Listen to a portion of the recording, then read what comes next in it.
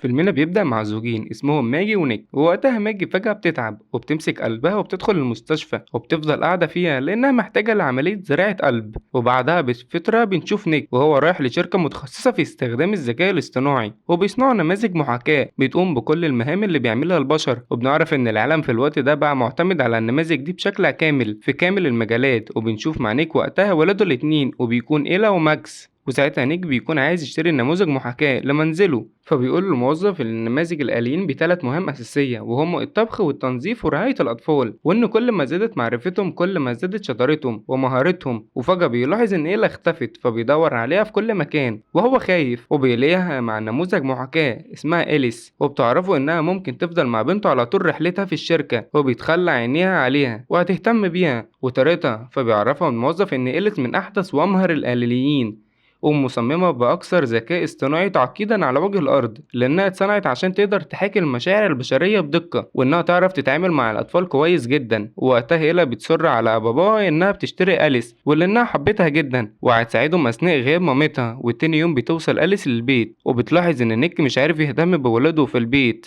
ولما بتلاقيه بينظف البيت بتعرفه إن هي مش ضيفة عندهم علشان ينظف البيت عشانها، وبيطلب منها إنها تقوله على مواعيد المدرسة وأي رحلات أو أنشطة مخططين ليهم. وبتعرفه كمان إن هي المستخدم الرئيسي بتاعها، وبيقدر يتحكم في النظام بتاعها وتحديثه بالشكل اللي هي شايف مناسب ليه. وفي نفس اللحظة دي بتيجي إيلا وباباها علشان يوصلها للمدرسة، فبيطلب من أليس إنها تنظف البيت لحد ما يرجع. وبعدها بنشوف أليس وهي بترتب البيت، وبتشوف برواز إلكتروني فيه صور نيك مع مراته وماجي وأولادهم. ولما بيرجع نيك وإيلا البيت بتسأل أليس إذا كان جعان عشان تحضر له العشاء، وبيتفاجئ إن هي عملت مكرونة لازانيا لأن هي أكلتهم المفضلة علشان بيحبوها من إيد ماجي. ولكن إيلا بتتضايق عشان تعمل لازانيا مش زي اللي مامتها بتعمله، فبتوعدها إليس إنها تتعلم وصفة تانية وهتجربها. وبالليل بتحاول إلا إنها تجيب علبة البسكوت من المطبخ، وبتقف على الكرسي عشان مش طايلة العلبة. وفجأة بيسمع صوت إيلا بتصرخ وبيجري عليها وهو خايف، فبيلاقي وقتها إليس شايلة إيلا ولحقتها قبل ما تقع على الأرض. لكن إليس بتتعور في رجليها، فبيروح هناك لغرفة إليس علشان يطمن عليها وياخدها للصيانة، لكنه بيتفاجئ إن جرح إليس اختفى وخفت بسرعة. وتاني يوم الصبح بيروح نيك للمستشفى عشان يزور ماجي ومعاها ولاده وإليس، وبتحكي إلى لمامتها إن إليس وإنها بقت صاحبتها. وبعد بتتكلم ماجي مع نيك وبتعرفه إنها متضايقة بسبب إنها بعيدة عنهم وعن البيت، وبيحاول يواسيها وبيعرفها إنها هتخف وترجع تاني لبيتها. وبتكون ماجي مستغربة إنها اختار إليس وما اختارش واحد عجوز، وبيقولها إن بنتها هي اللي اختارت وحبتها، وبيطمنها إن إليس مستحيل تاخد مكانها. وبعدها بيكون نيك في شغله، وبنعرف إن شغال المهندسين، وبيتكلم مع مديره لويس بعصبية لأنه هو عرف إنهم ناويين يمشوا العمال كلهم ويستبدلوهم بنماذج محاكاة. لكن لويس بيقوله إن هي الوحيدة اللي مش هيمشي لأنهم محتاجين نماذج بشري يشرف على إيلين اللي هيجيبه. لكن نيك بيفضل متضايق ومش فارق معاه إن هو يكمل في شغله، فبيحاول لينس إنه يهديه ويعتذر له، وبيعرفه إن العالم دلوقتي كله بيستعين بنماذج المحاكاة.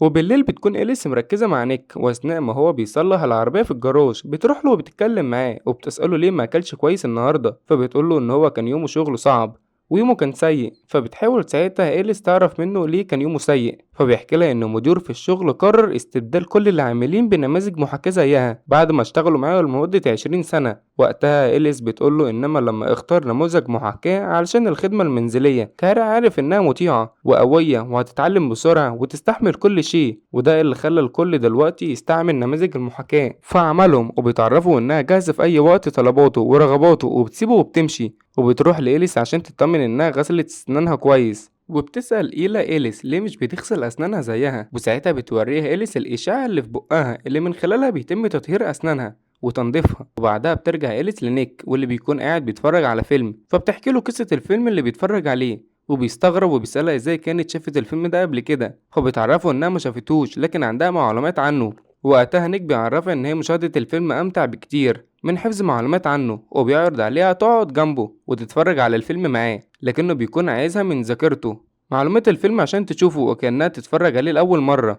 فبتطلب منه انه يعيد تشغيله، فبيقرب منها وبيطفي النظام بتاعها وبيرجع يشغله تاني. وبتكون إليس نسيت الفيلم وبتقعد تتفرج عليه بتركيز. وبعد فترة من الوقت بينام نيك وهو قاعد بيتفرج على التلفزيون، وفي نفس الوقت ده بيجي نيك اتصال من ماجي فبتصحيه إليس، فبيفرح جدا لما بتقوله انهم لقى قلبه مناسب لمراته وانها تعمل العملية بكرة على طول. وتاني يوم بيكون نيك في المستشفى ومعاه ولاده وإليس، وساعتها إليس بتجهز للعملية وبتطلب منها أول لما ترجع البيت وبيروحوا للشاطئ سوا. فبتسألها ماجي لو حابة إنهم ياخدوا إليس معاهم، فبترد عليه وبتقوله إنها عايزة تخرج معاه لوحدها علشان وحشاها. فبتطلب ماجي من نيك إن هو يسيبها مع إليس على انفراد، فبيوافق نيك وهو مستغرب. ولما بتقعد ماجي مع إليس بتطلب منهم تهتم ببنته وبتمنعه يشرب كتير. وبعدها بيكون نيك قاعد متوتر جدا، وفجأة بيلاقي الدكتور بيتكلم في التليفون وهو متعصب، فبيروح له وبيسأله ايه اللي حصل. وساعتها الدكتور بيقوله ان في عاصفة كبيرة والمتبرع بالقلب مش هيوصل في الميعاد المحدد للعملية. وبعدها بيقعد مع نيك وماجي وبيبان عليها ان هي حزينة جدا، وبيطلب من نيك ياخد ايلا وماكس ويرجعوا للبيت لانها عايزة تفضل لوحدها. وفي البيت بيكون نيك في قمة غضبه وعصبيته، وبيكون متضايق عشان اللي حصل مع ماجي وانها لسه هتستنى متبرع تاني. وبيمسك الإزة اللي معاه وبيكون عايز يكسرها، لكن ساعتها بتمسك إليس إيده وبتمنعه. وبيستغرب وقتها إن هي إيده بتنبض، فبيتعرفوا إنها مزدوجة بحساس النبض علشان تريح الأطفال اللي تعتني بيهم. وبيكونوا مطمنين وحاسين إنها حقيقية. في اللحظة دي بتقرب إليس من نيك وبتحاول إنها تدخل معاه في علاقة، لكنه بيرفض. وبعدها بيعرفوا إن ده شيء غير صحيح وبيسيبها وبيمشي. وتاني يوم بيروح نيك للمستشفى وبيكون نايم جنب ماجي، وساعتها بيتفاجئ إنها بتوصيه على أولادهم.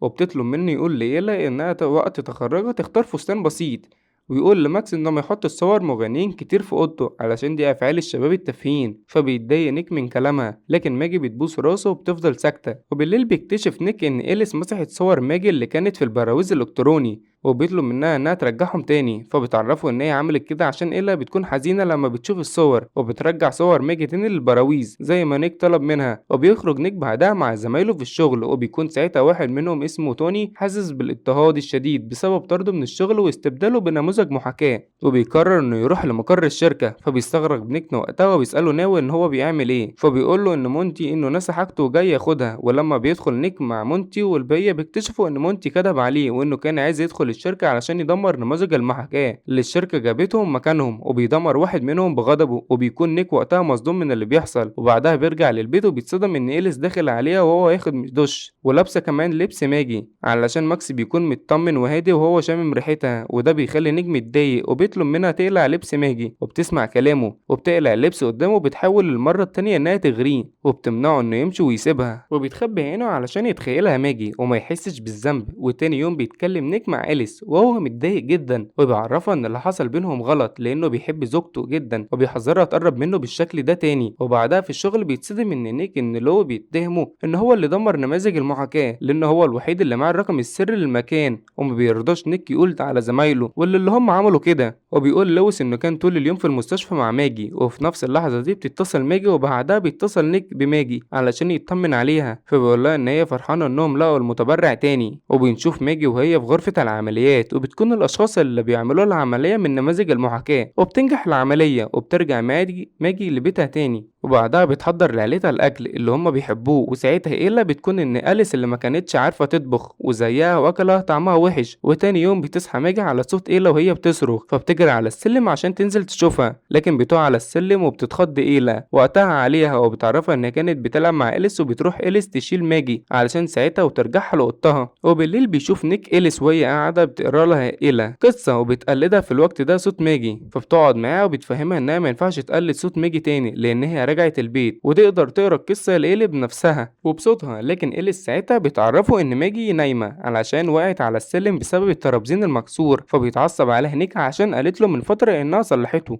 فبترد عليها إليس ببرود وبتقول له إنها ممكن تصلحه تاني. وبيقرر يحضر نيك عشاء رومانسي لماجي وبيفرحها. وبنلاحظ في اللحظة دي إن إليس متضايقة، وأول ما بتعرف إن ماجي ونيك مع بعض في أوضتهم بتخبط إنها تدخل عليهم عشان تقول لنيك إن إيلي اتحلمت بكابوس وخايفة لمجرد إنها تبوظ قعدة ماجي ونيك مع بعض. وبيروح مونتي لبيت نيك وبيتخانق معاه عشان عرفه في الشركة إن اللي هو دمر نماذج المحاكاة، وبيكون شاكك إن نيك اللي بلغ عنه. فبينكر نيك كده تماما وبيعرفه إن هو مش خاين، لكن مونتي مش بيصدقه وبيهجم عليه وبيضربه بعنف. فبتيجي إليس في اللحظة ديت وبتضربه بكل قوتها وبتعوره. فبتهدده مونتي نيك إنه يكلم لويس وينفي إن ليه يد في اللي حصل عشان ما يدخلش السجن، وبيقوله إن هو وشريكته بعدها. فبيستغرب من إليس إن ضربته بمنتهى القوة لأن المفروض إن نماذج المحاكاة السليمين مش بيأذوا حد. فبيتعرفوا ان لازم يعيش عشان ماجي هتموت، وده يخلي إليت ان لو خسرت باباها ومامتها في واحد. فبيتصدم نيك لإليس اللي بتقوله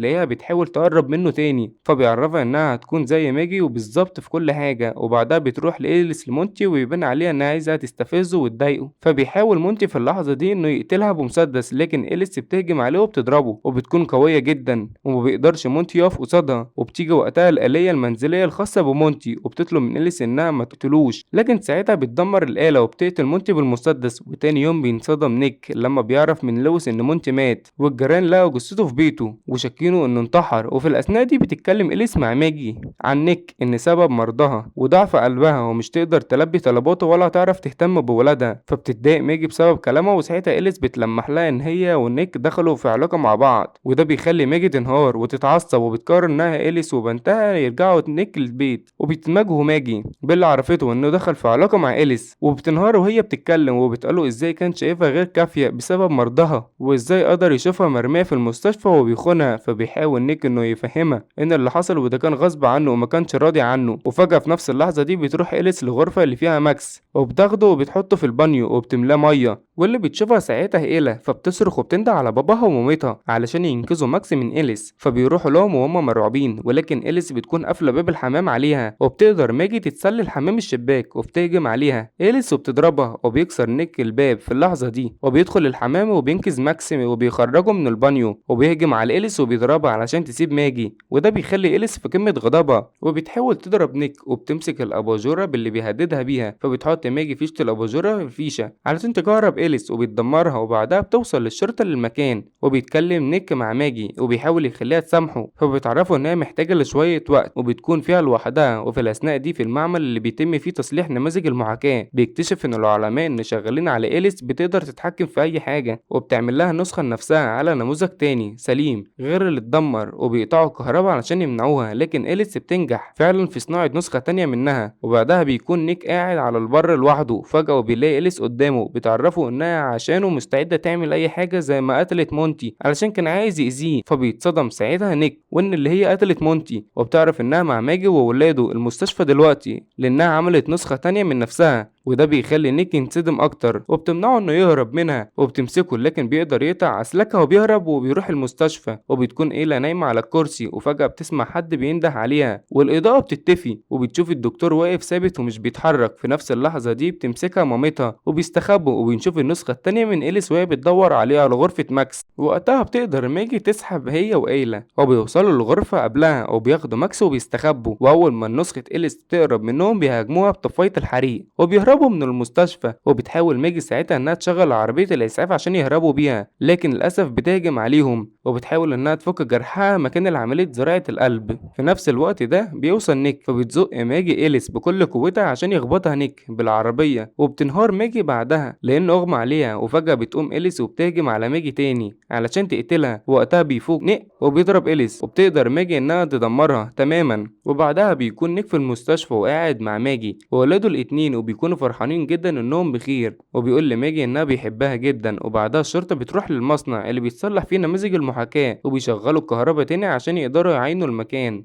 وفجأة بيلاقوا الأجهزة بتقوم بعملية نسخ، وبيقرر المحقق ساعتها إنهم يحرقوا الأجهزة علشان ما ينفعش حد يعرف اللي بيحصل، لكنه بينصدم إن كل اللي معاه مش بيتحرقوا ودخلوا في حالة الثبات. وفي الأثناء دي بيقدر الست إنها تعمل نفسها من نسخة جديدة. وفيلمنا بيخلص لحد كده. ما تنساش لو الفيلم عجبك تعمل لايك وتشترك في القناة وتفعل زر الإشعارات عشان يوصلك كل جديد.